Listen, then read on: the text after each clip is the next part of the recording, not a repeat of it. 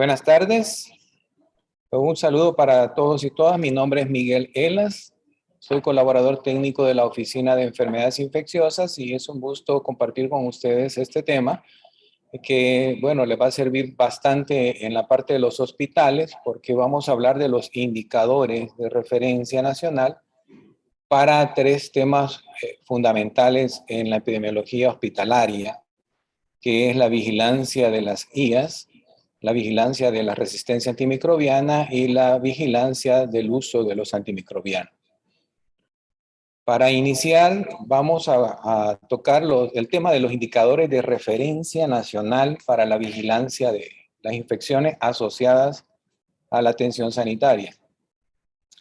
Antes de entrar directamente a la parte de los indicadores, tal vez hablar un poco del contexto general de qué son las infecciones asociadas a la atención sanitaria y que antes se denominaba como infecciones nosocomiales.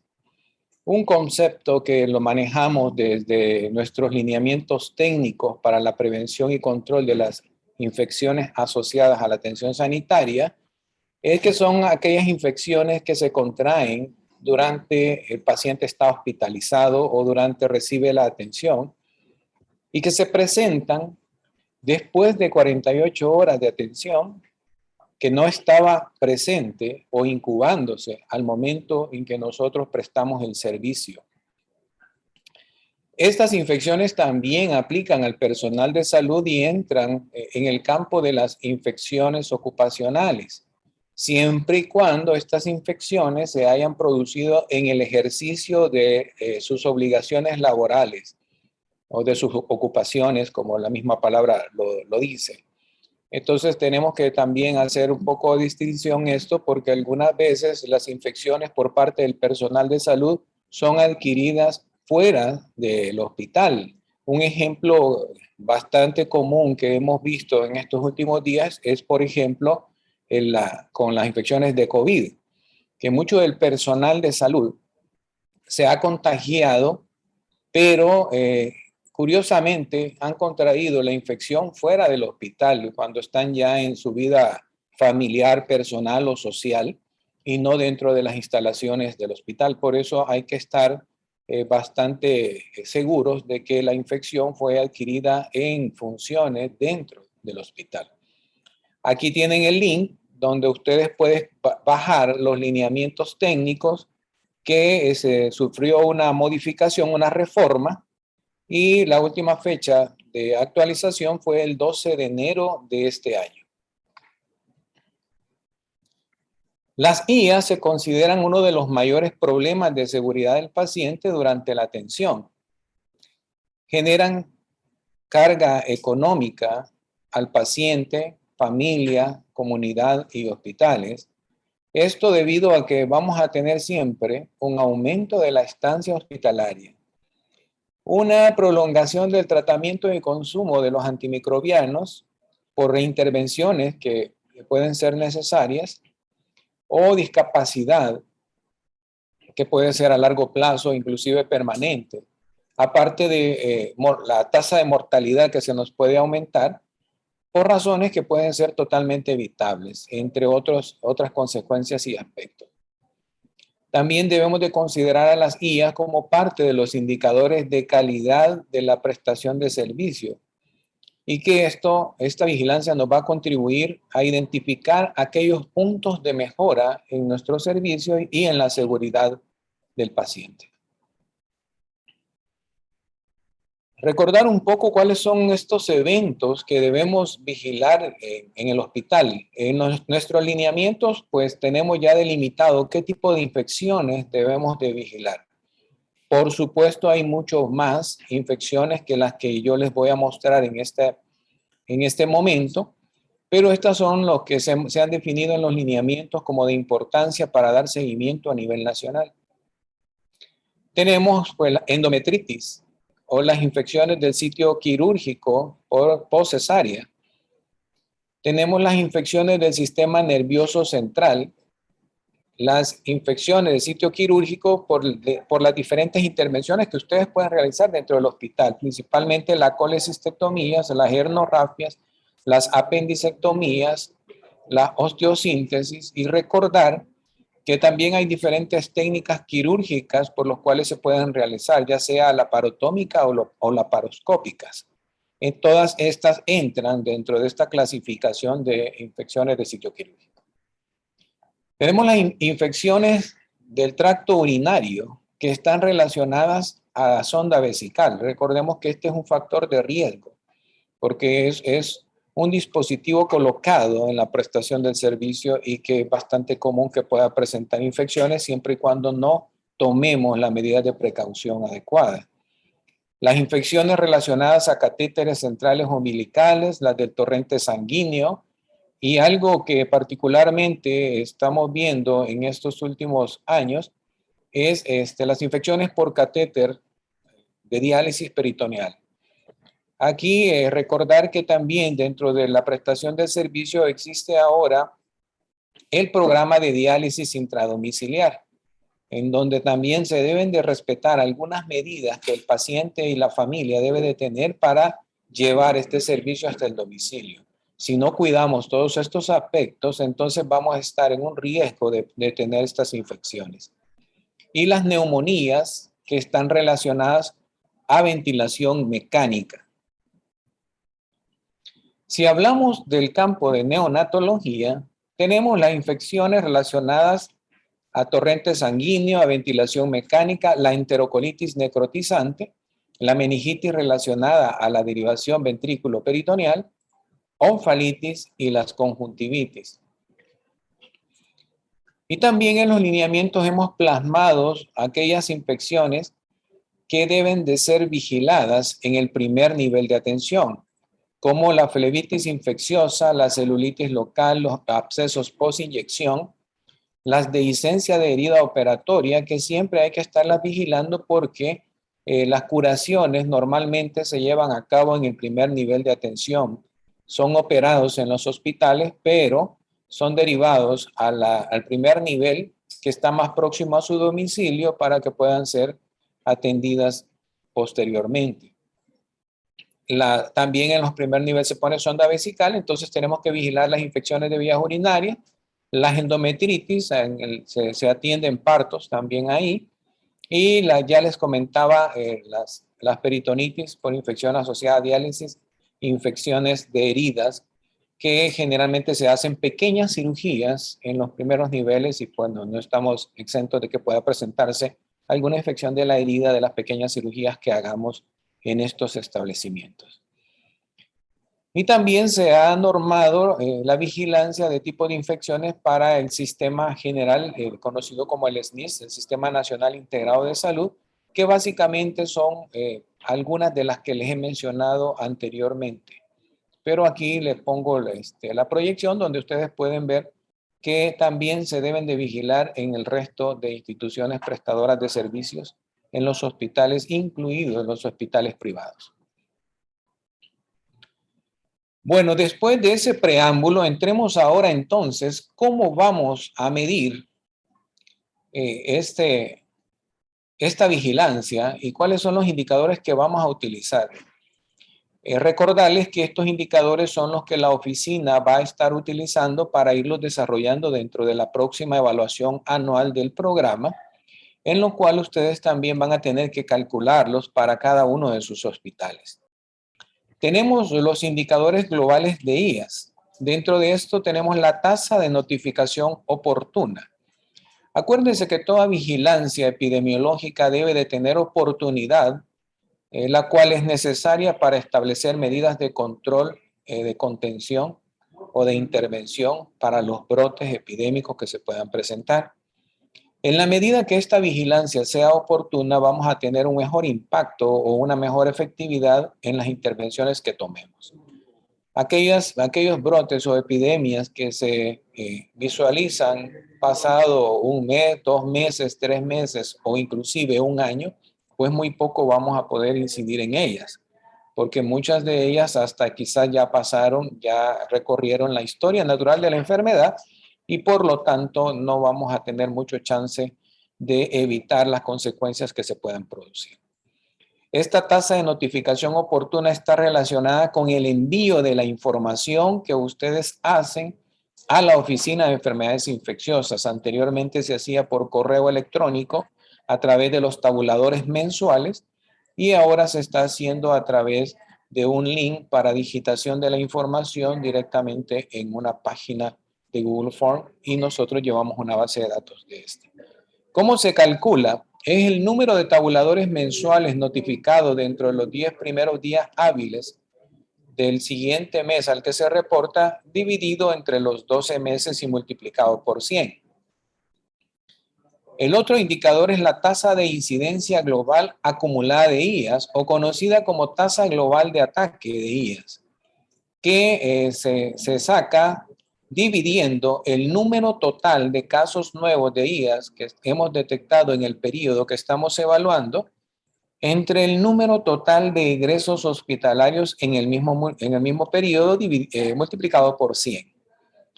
Eso lo pueden medir mensualmente o anualmente, trimestralmente, semestralmente, como ustedes quieren llevar a cabo este monitoreo de esta vigilancia. Y tenemos las tasas de ataque por IAS específicas, en donde podemos sacar, más adelante les voy a ir detallando cómo se pueden desglosar estas tasas de ataque.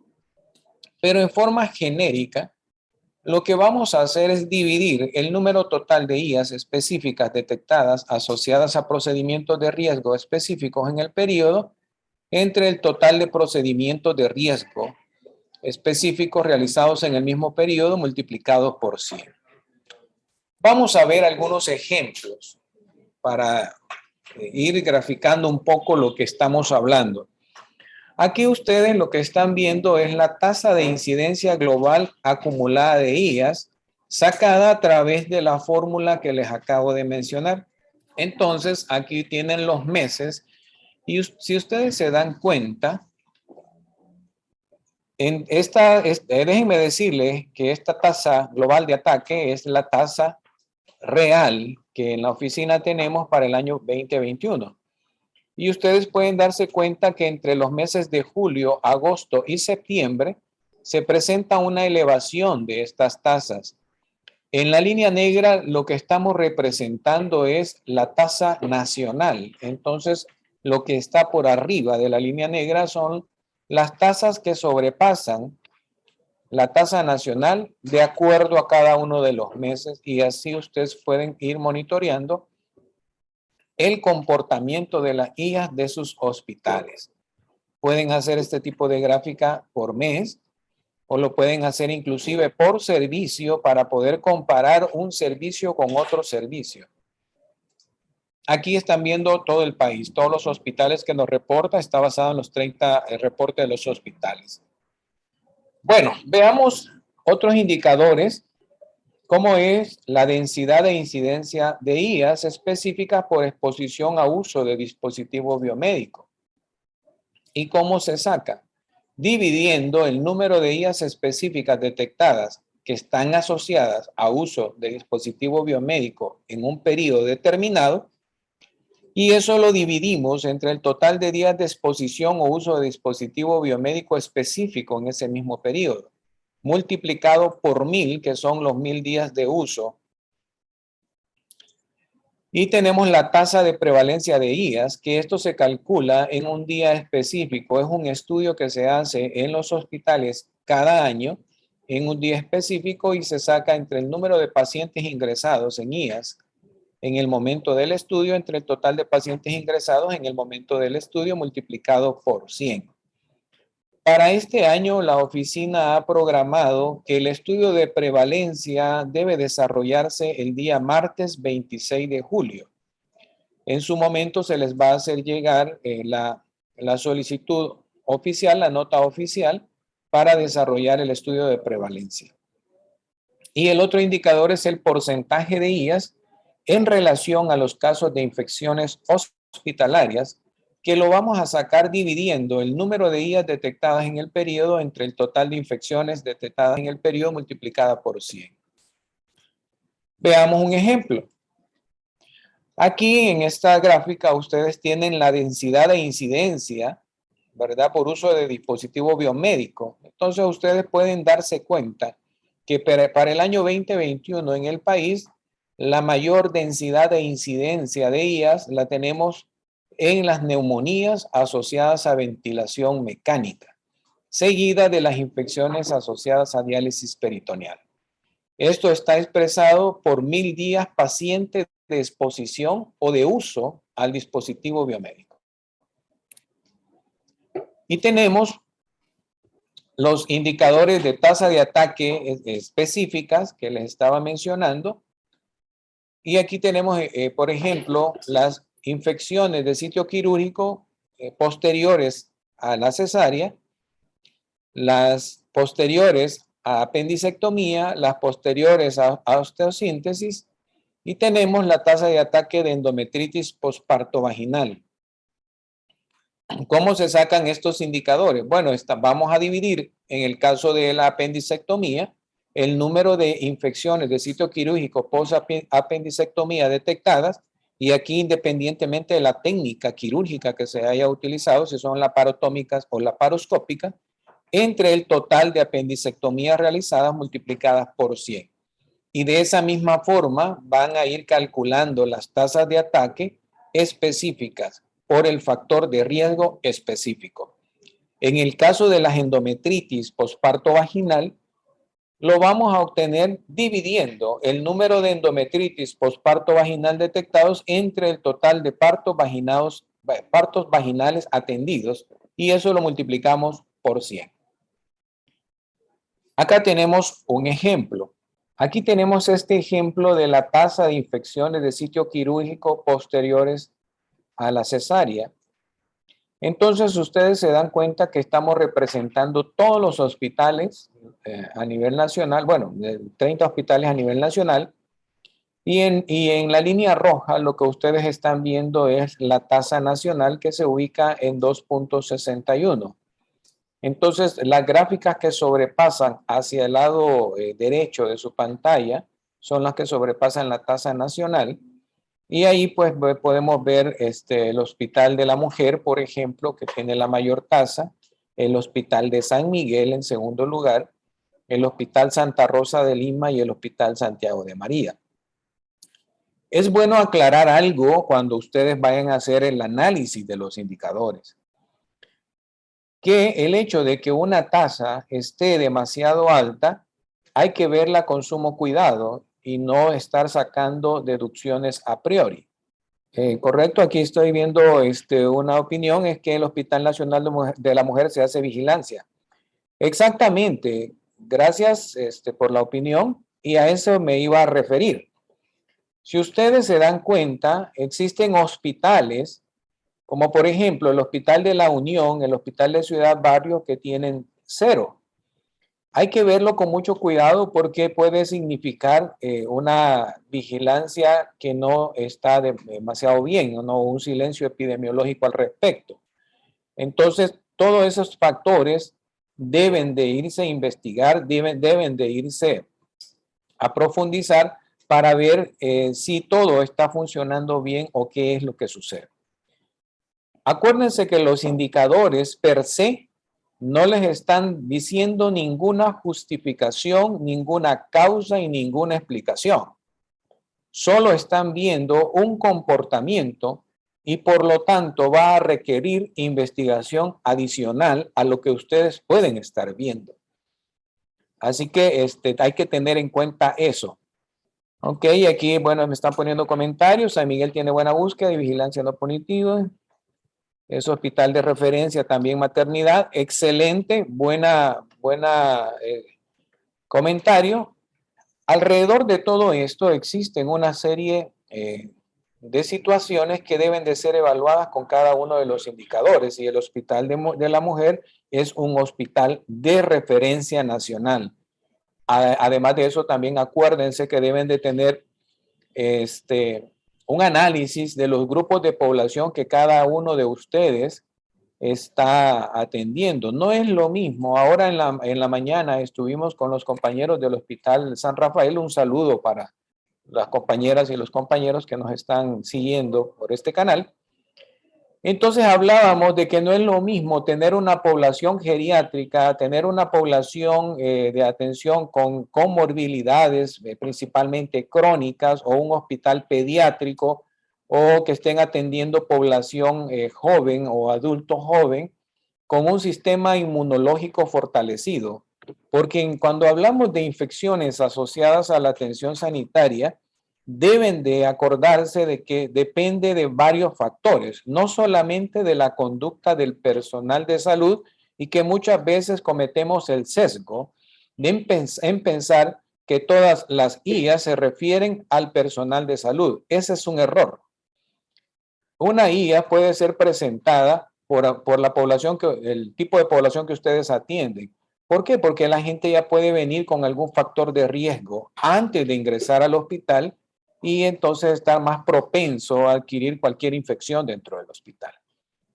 O puede ser también por las mismas condiciones de la infraestructura del hospital o la calidad de insumos, de equipo, etcétera, entre otras cosas o factores influyentes dentro de este comportamiento. Así que eso deben de tenerlo en cuenta para hacer este tipo de análisis. Por eso es que le hago esa aclaración, que cuando vean acá solo están viendo un comportamiento, pero no están viendo ningún análisis, ninguna justificación ni ninguna causalidad, ni mucho menos ninguna asociación con ninguno de otros factores. Para eso se requiere hacer una investigación adicional. Aquí me hace otra opinión. No puede compararse entre hospitales. La comparación debe ser mes a mes o año con año para cada hospital, ya que son niveles diferentes de atención. Totalmente de acuerdo. Esa es otra de las cosas que hay que hacer. Acuérdense que esto depende también de la capacidad instalada. No tenemos una situación estándar. Bueno, ya les comentaba los grupos de población. No es lo mismo la atención pediátrica a la atención geriátrica, que por cierto, el cambio piramidal de la población salvadoreña está en proceso, y lo que carecemos ahorita, por ejemplo, es atención geriátrica. Hay muy poco geriátrica. Entonces, geriatras, perdón. Y en el caso de niños, por ejemplo, eso también estamos hablando de otro tipo de población, y por lo tanto la vigilancia también puede variar, los indicadores pueden variar. Y además de eso, también las capacidades instaladas, los servicios disponibles, las instalaciones u otros factores pueden estar influyendo. Por lo tanto, estos solo son comportamientos, no son causalidades ni justificaciones en relación a ese comportamiento. Cada una de estas cosas deben de tenerla en cuenta para hacer sus propios análisis. Me siguen cayendo más chat acá. En el Blue no hay cesáreas, por ejemplo, no lo llevamos, exacto, por eso hacíamos observación, perfecto, excelente.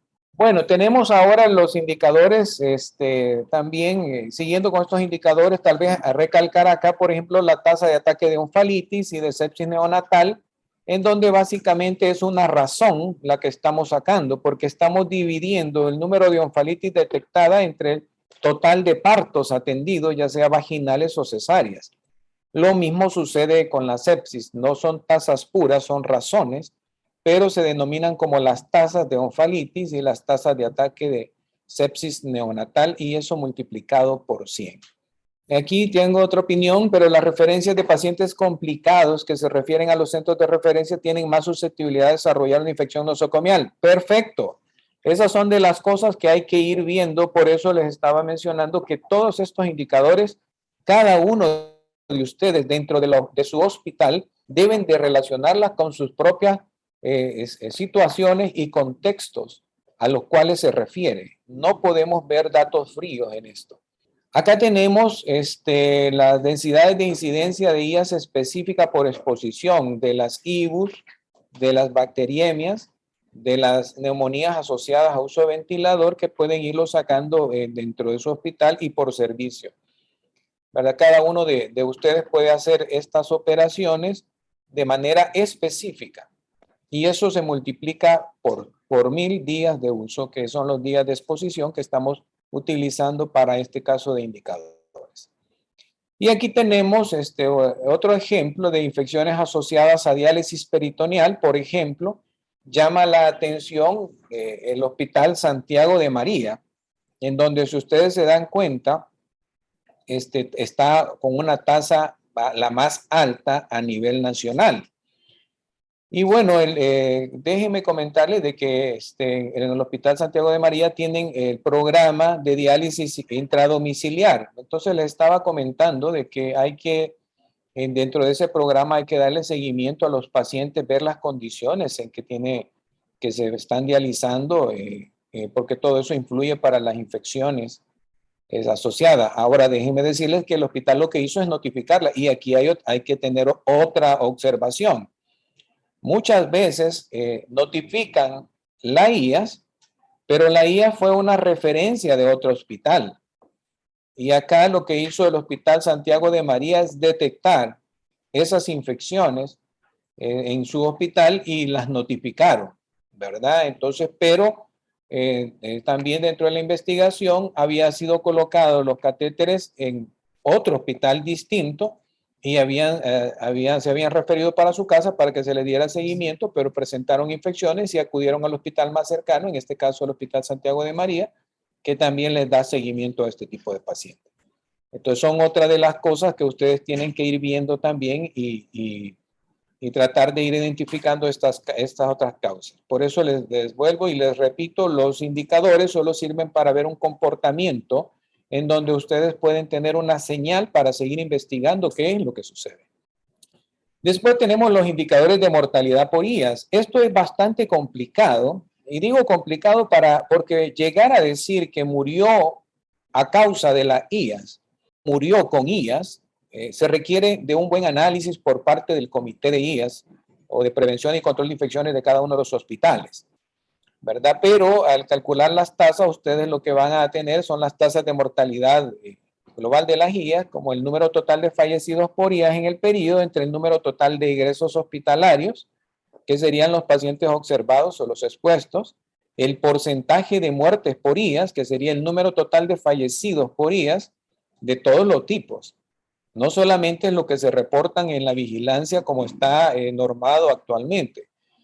Acuérdense que lo que tenemos como tabuladores son parte de las guías que se puedan presentar en el hospital, pero ustedes pueden tener más allá de lo que está puesto en esos tabuladores, y ahora hemos incorporado un renglón donde se pueden notificar otras IAS que no han sido consideradas en el tabulador principal. Entonces todo eso debe de vigilarse localmente, y ahí tenemos una variedad de IAS intrahospitalarias de diferente índole en diferentes servicios. Eso se divide entre el total de muertes hospitalarias en el periodo y se multiplica por 100, y podemos también sacar la tasa de letalidad de IAS, que sería el número total de fallecidos por IAS en el periodo entre el total de pacientes con IAS. O sea, ¿cuántos de aquellos pacientes que les da una IAS se mueren y cuántos se recuperan?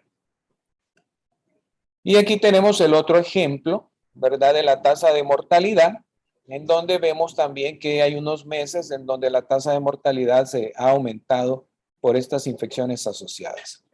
Tenemos también indicadores específicos y tiene la misma lógica que los indicadores de morbilidad que acabamos de presentar, nada más que aquí aplicados a las muertes, ¿verdad? Y ustedes pueden sacar todas estos indicadores de manera específica por cada una de las infecciones, sea cesáreas, apendicectomías, y el denominador que sería básicamente el mismo.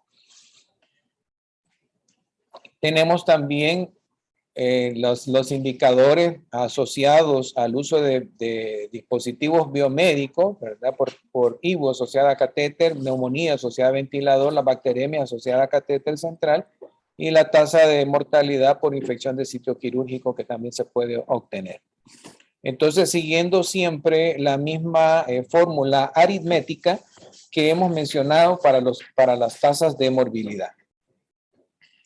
Entonces, acá tenemos otro ejemplo de tasa de mortalidad de IAS por tipo de infección, y ustedes pueden darse cuenta que la muertes por infecciones asociadas a bacteremias son las que se encuentran más altas y las muertes por neumonía asociada a ventilador en segundo lugar. En general, comparado con las tasas reportadas a nivel internacional, podemos decir que en el país tanto las tasas de morbilidad como las tasas de mortalidad están muy por debajo de lo que otros países, inclusive países del primer mundo, notifican, ¿verdad? Pero nosotros tenemos que establecer nuestra propia línea base y al interior de cada uno de sus hospitales también tienen que establecer su propia línea base en su temporalidad de comportamiento y contrastarlo contra ustedes mismos a través de los tiempos. De hecho, parte de este ejercicio dentro de la evaluación es que vamos a solicitarles que nos presenten los últimos 5 años de este indicador para hacer en un ejercicio de análisis de esta comparación contra sí mismo y ver cómo se ha estado comportando al interior y por servicios dentro de sus hospitales. Pasemos al otro tema. Los 3 temas que les voy a mencionar, que voy a hablar en esta tarde, están íntimamente relacionados. No son lo mismo, pero sí están íntimamente relacionados. Y pasemos a hablar un poco de los indicadores de referencia nacional para la vigilancia de la resistencia antimicrobiana. ¿Por qué razón estamos dando importancia a la resistencia antimicrobiana? ¿Cuál es la tendencia o cuál es la justificación del por qué estamos vigilando esto? Bueno, la OMS ha declarado que la resistencia antimicrobiana es una de las 10 principales amenazas de salud pública a las que se enfrenta la humanidad. Y se ha estimado que hay 700,000 muertes cada año en el mundo por esta causa. Y que en los próximos 25 años se calcula que vamos a tener 10 millones de muertos, a tal grado que en el año 2050 la primera causa de muerte en el mundo va a ser a causa de la resistencia a los antibióticos. Este es un fenómeno que va creciendo y es generado principalmente por el uso indiscriminado, uso irracional de los antimicrobianos, y no solamente por la presión evolutiva que se ejerce en el uso terapéutico. Creo que la pandemia de COVID nos ha dejado grandes lecciones en todos los campos. Para nadie es extraño que la acitromicina fue uno de los antimicrobianos que más se usó dentro de la pandemia. Y yo creo que si hiciéramos una encuesta de quienes tomaron acitromicina en el país, tendríamos un porcentaje bastante alto de consumo de ese antimicrobiano. Lo que no sabemos hasta el momento es cuál es la consecuencia en términos de resistencia antimicrobiana que generamos en El Salvador por el uso indiscriminado de la acitromicina, que se repartió a diestra y siniestra, que se compró a diestra y siniestra y que lo andaban vendiendo inclusive hasta en mercados, en tiendas, etcétera, de todo tipo. Entonces, bueno, hay consecuencias por ese uso irracional de antimicrobianos. Y por esa razón es que ahora estamos tratando de fortalecer esta vigilancia. La resistencia antimicrobiana la vamos a definir como la capacidad que tienen los microorganismos de adaptarse a cualquier efecto de los antibióticos, que lo que están intentando hacer es evitar que sean eliminados o que sean controlados. Y solo para que tengan referencia, existen 4 mecanismos de resistencia que los microorganismos pueden desarrollar.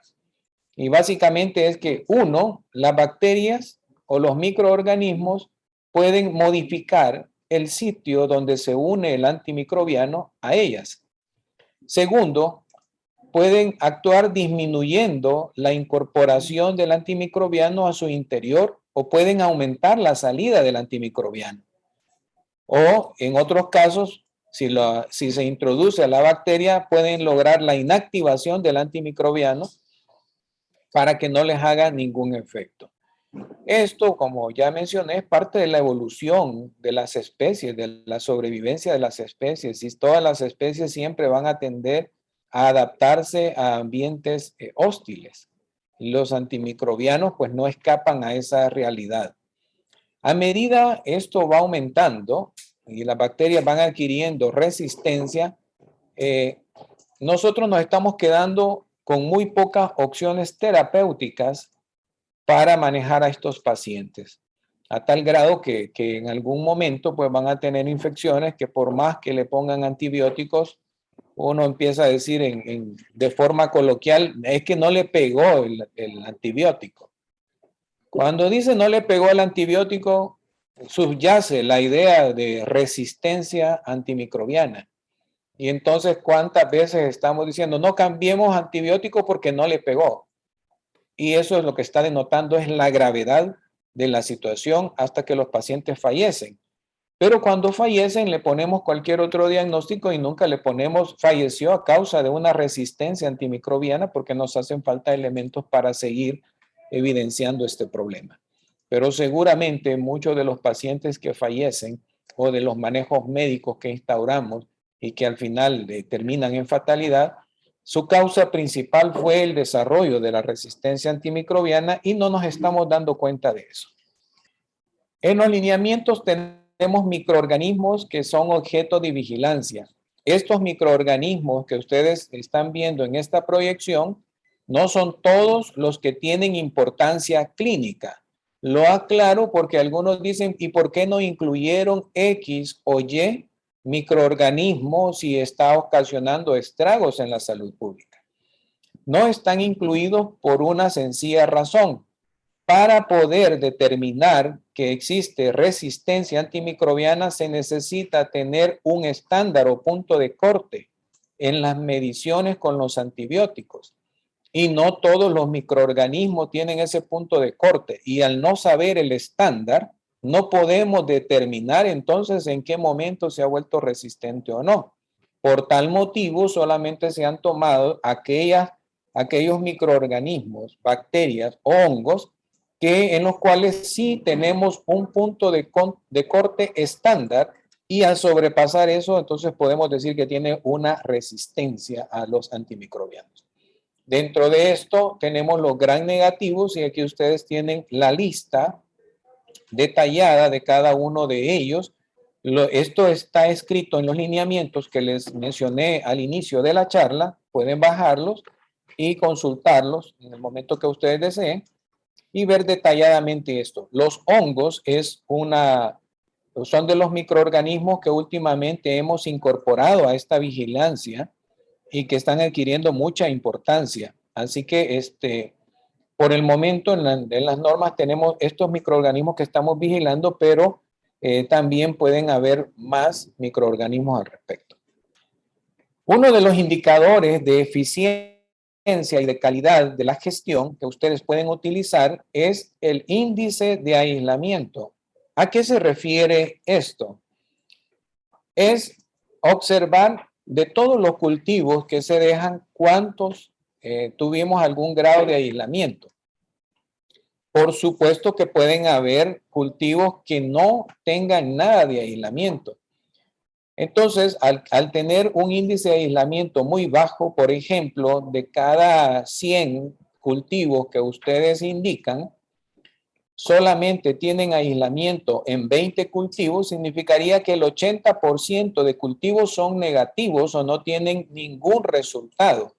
Lo que había que revisar es si esos 80 fueron bien indicados, fueron bien procesados, se tomaron bien las muestras o qué está sucediendo, porque uno esperaría de que por lo menos el porcentaje o el índice de aislamiento de positividad esté dentro de un rango razonable de costo-beneficio.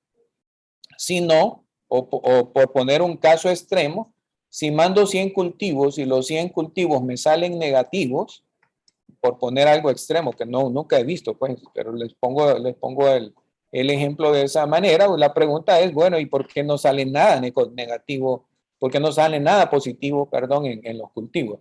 Entonces, a eso les va a ayudar. Ustedes pueden desglosar este índice por servicio y pueden establecer un monitoreo por cada uno de los servicios en donde se indican los cultivos.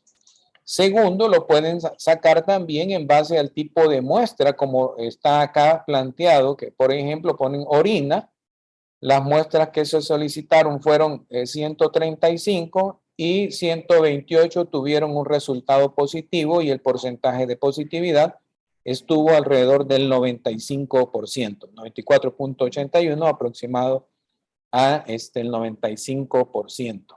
Aquí me ponen, el índice de aislamiento depende de la toma de muestra que se realiza. Correcto.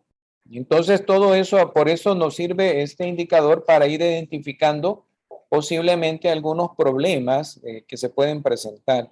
Ya hemos visto hospitales en donde el índice de positividad es bastante bajo y hay que revisar precisamente de la toma de la muestra. Entonces, si tenemos algún problema con toma de la muestra, pues sencillo, hay que capacitar entonces cómo se toma la muestra. La idea precisamente es ir mejorando en términos de uso efectivo de los recursos o hacer el uso eficiente de los recursos. Tenemos otro indicador, ¿verdad? Que es la proporción por tipo de microorganismo aislado y esto está relacionado en base a todos los positivos. Aquí tenemos un ejemplo de todos los positivos, aislamientos positivos que se encontraron. El 40% fueron Escherichia coli y el 23% Klebsiella pneumoniae. Entonces ustedes pueden tener mapeado su hospital y sacarlo de forma global por hospital, pero también pueden sacar esta proporción por cada uno de los servicios para identificar qué está circulando en cada uno de los servicios. Y el otro indicador que se saca a través del cubo bacteriológico es el perfil de resistencia y sensibilidad a los microorganismos.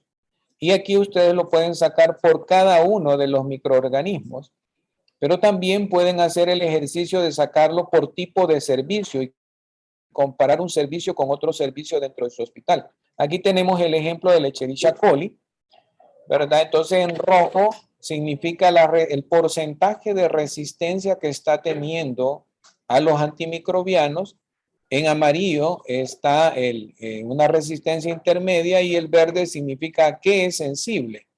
De esta manera ustedes pueden saber y se vincula con el uso óptimo de los antimicrobianos que posterior a esta parte les voy a hablar.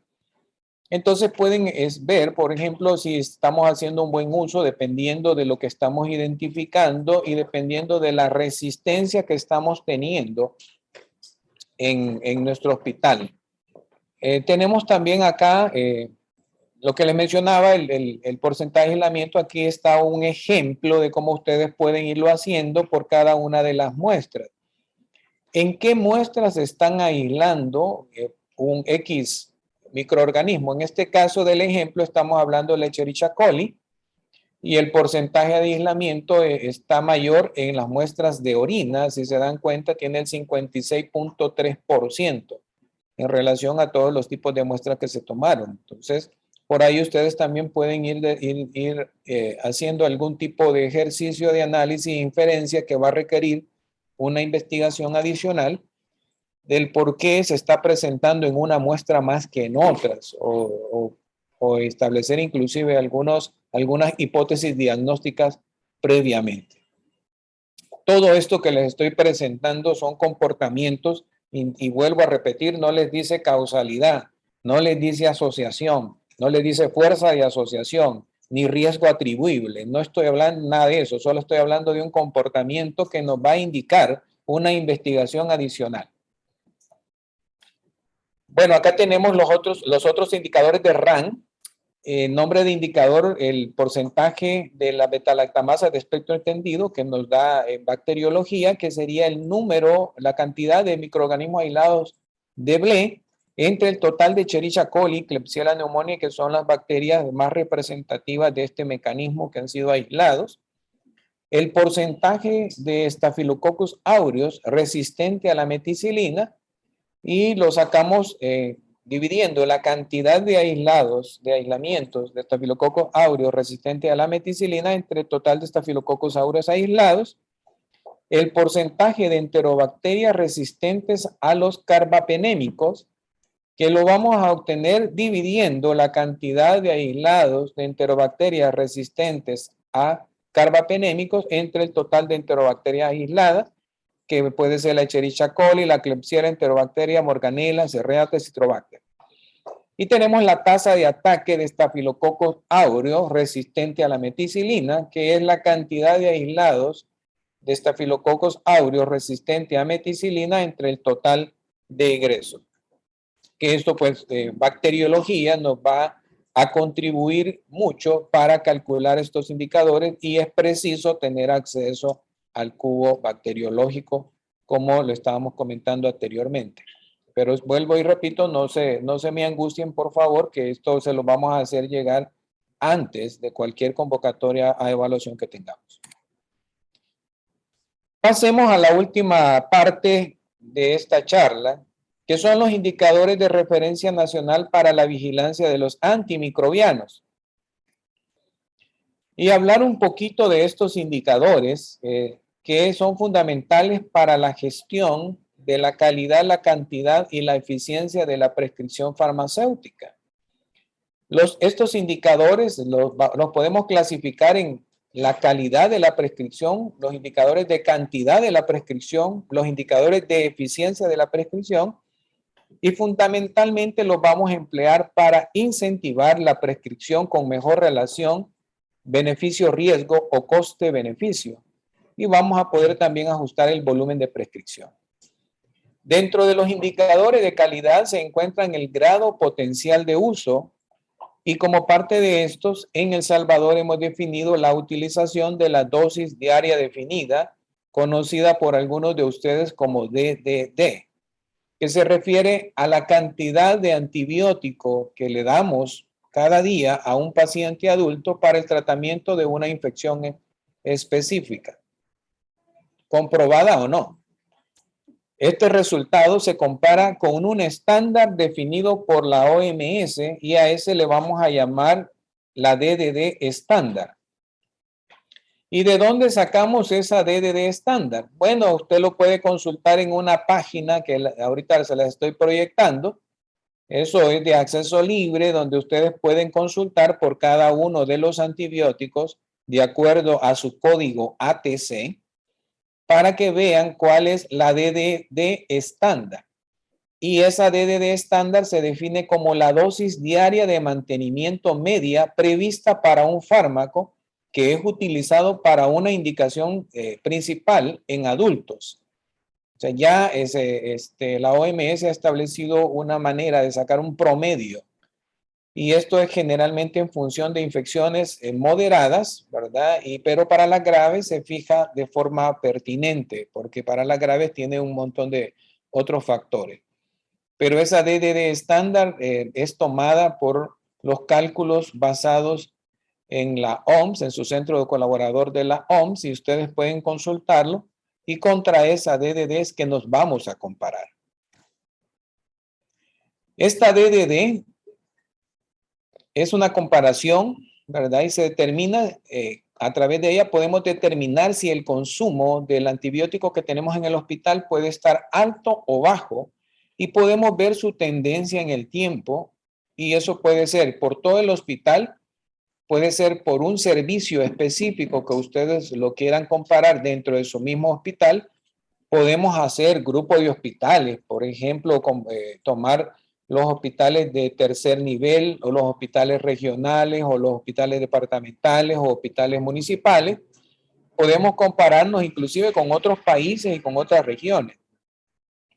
Aclarar que la DDD estandarizada es una medida técnica, no es una dosis clínica. Es importante que tengan claro esto porque acá no estamos tomando algunas variables particulares que pueden tomarse para algunos pacientes al ser tratados, ¿verdad? Porque solamente es una dosis técnica para ver comportamiento de alto o bajo consumo. Ojo con eso, porque aparte de eso, ahí no estamos diciendo si el uso ha sido racional o irracional. Tenemos que hacer una investigación adicional al comportamiento que estamos viendo. Acuérdense que cada uno de los pacientes que ustedes ven, la dosis clínica va a ser ajustada a otros factores y características, como la edad, el peso, la función renal la farmacocinética, la infección, gravedad, etcétera, entre otras cosas que ustedes en clínica pueden tomar. Este solamente es una medida técnica. Las mediciones de la DDD se pueden realizar de forma mensual o trimestral en función del contexto y de los antibióticos incluidos, y esta no es adecuada para ser aplicada en pediatría. Hay que tener en cuenta esto, ¿verdad? Por la forma en que ha sido obtenida. Acuérdense que pediatría ocupa otras variables que de hecho entre los mismos niños no es posible estandarizar una dosis como se hace normalmente en los adultos, porque ahí estamos en función, además de otras cosas, del peso. ¿Y cómo se calcula? Bueno, aquí tienen en la proyección la fórmula de cálculo de la DDD. El año pasado se compartió con todos los referentes de IAS una hoja en Excel donde ya estaba automatizada para el cálculo de la DDD, ¿verdad? Que es básicamente esta que les estoy poniendo. Para este año los tabuladores no tienen automatizado la DDD, ¿verdad? Porque uno, lo que tiene que saber es que eso ustedes lo van a calcular dentro de su hospital en base al consumo. ¿Y cómo se saca? Dividiendo el total de gramos consumidos de antibiótico entre la DDD estándar que la OMS ya ha determinado y que les dije de dónde sale. Y a ese resultado ustedes lo van a dividir entre el total de egresos hospitalarios y eso lo multiplicamos por 100. Así lo estamos haciendo en el país. Pero el denominador pueden ocupar el total de la población, por ejemplo, entre otras cosas.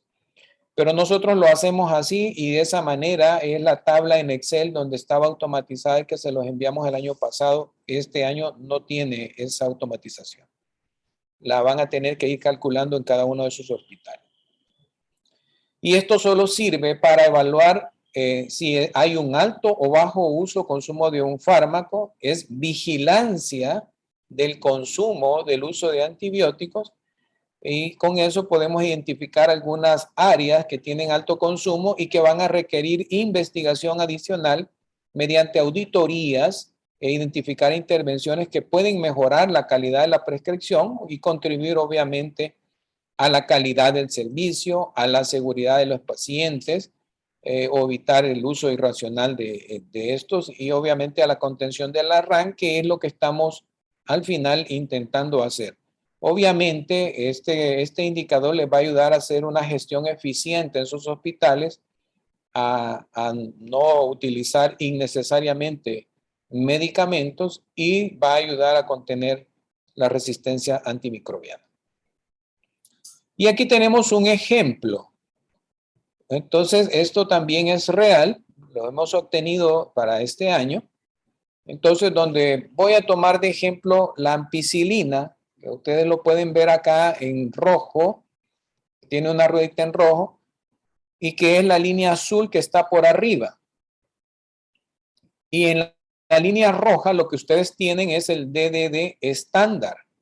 Entonces, estamos comparando el DDD estándar de la ampicilina contra la DDD calculada para el consumo de cada uno de los meses en el país.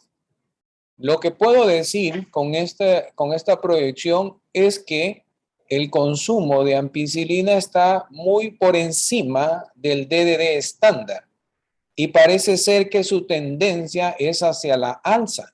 Entonces ven que desde a principios de enero, febrero, marzo, abril, mayo, junio, siempre se mantuvo por encima y la tendencia es hacia arriba, a ir aumentando. Y podemos ver también diferencias de patrones de uso con respecto a otros antibióticos. Entonces, por ejemplo, tenemos acá abajo la penicilina G-benzatínica, que está casi pegada al eje de las X. Entonces, ustedes pueden separar los dos grupos. Hay unos de que se consumen bastante y otros que se consumen en menor cantidad y es fácilmente identificable acá. Lo que no puedo decir aquí es a qué se debe. Si ustedes me preguntan, bueno, ¿a qué hay un uso irracional? No, momento. Eso yo no lo puedo decir.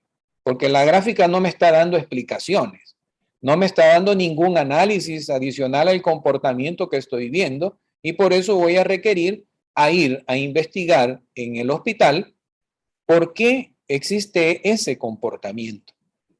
Y de esa manera ustedes van haciendo el monitoreo y la evaluación y van fortaleciendo también el programa de optimización de uso de antibióticos que se debe de vincular con el desarrollo de guías de manejo clínico en base a los hallazgos que ustedes van obteniendo en esta vigilancia vinculada con las otras dos. Bueno, con esto terminamos.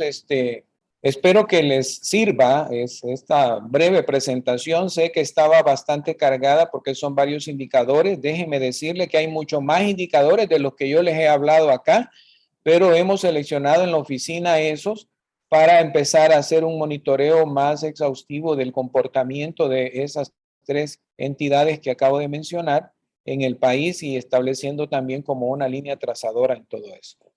Si no hay más comentarios o preguntas o dudas adicionales, no me resta más que agradecerles por su atención y espero pues que haya sido de su provecho.